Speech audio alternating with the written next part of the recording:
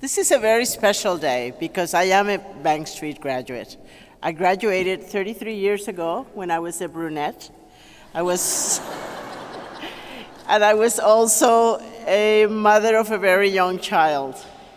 And I remember the graduation being a little bit more subdued, a lot smaller. There was less cap and gowns, but just as serious and as important to our lives and society and the lives of children as you have it today. I want to thank my colleagues in education that are here from multiple universities, from other museums and places that have really helped us come together, sometimes to try to raise enough money as a group to create a large program, like one we have at the museum called the Urban Advantage.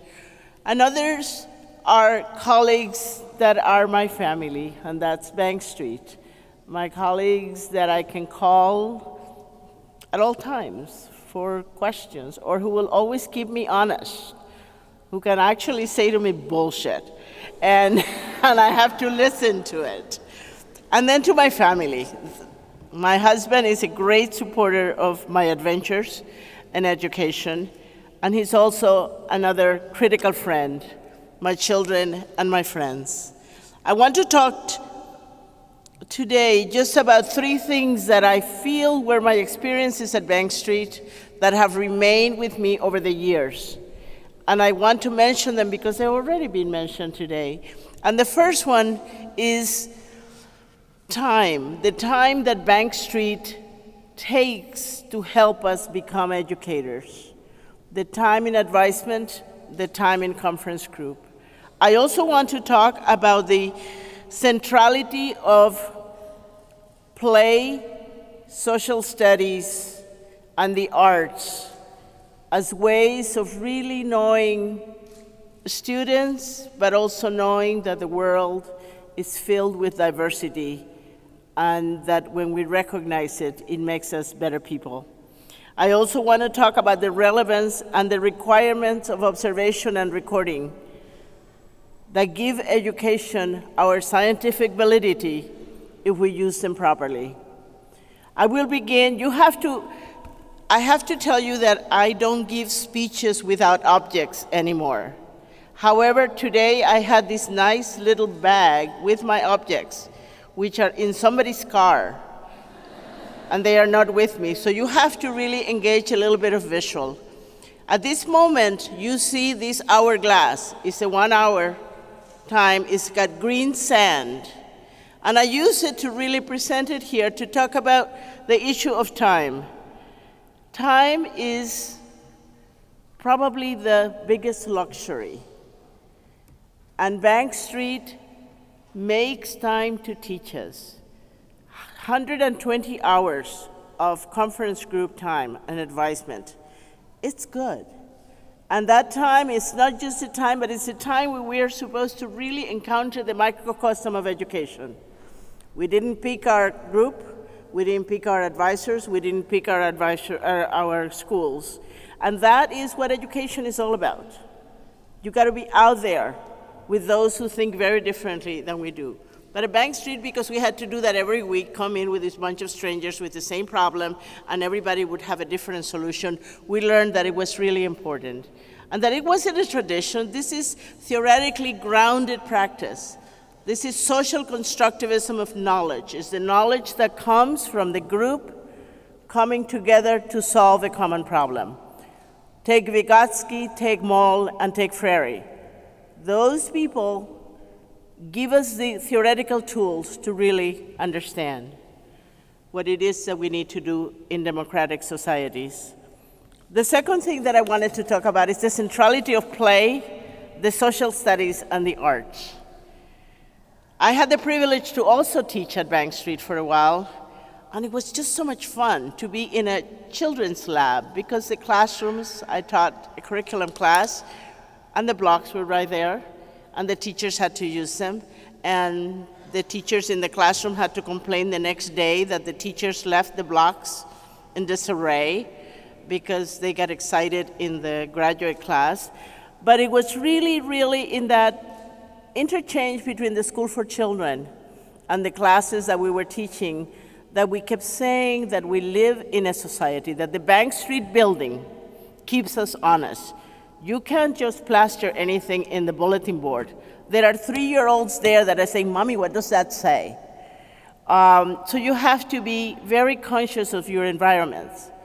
And I think that because you have social studies at the center of your curriculum, what you end up is that your decisions are community decisions. You try to, I remember David Walkenberg, a teacher of the 5-year-olds, and my daughter was in his class.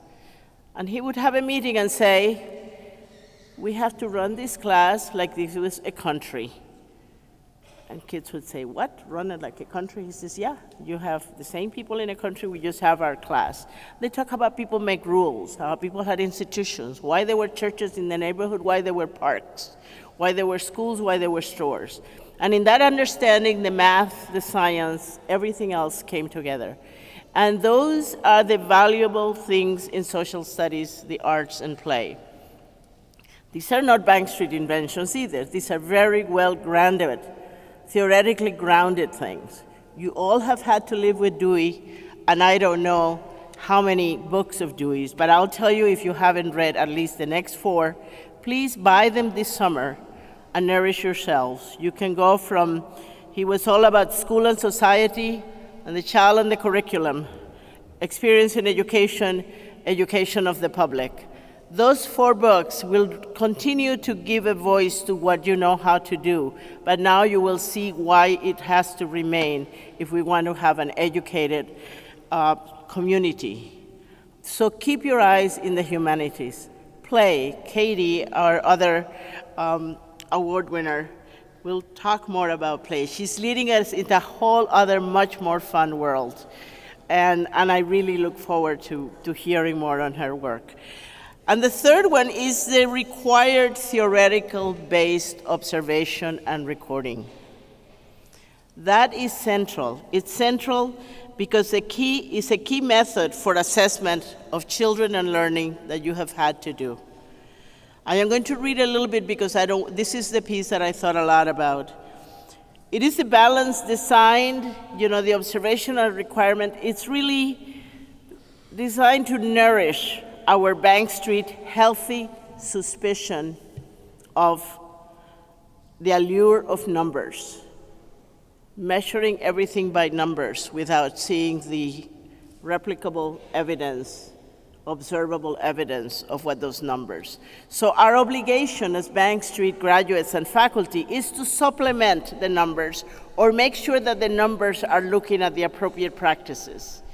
And that we know how to do. I teach courses at the museum for 4 other universities, the science teachers learning at museums. Their strength of observation and recording, it's here. It's in the Bank Street teachers. So I encourage you to not shy away from anything that is related to data right now, because you know what it is that it's needed. I also recommend that for another summer reading, and here is where I was going to put the book by Stephen Jay Gould, a biologist from the museum. So here is Stephen's book, in which he really has taken us through the history of measurement. It's called The Mismeasure of Man. And he has made it systematically debunked a lot of the problems, a lot of the ideas that were proposed when we started measuring heads, when we started measuring intelligence, when we started measuring bodies, to make assumptions about people, to make theories about people, and to distribute rewards or punishments.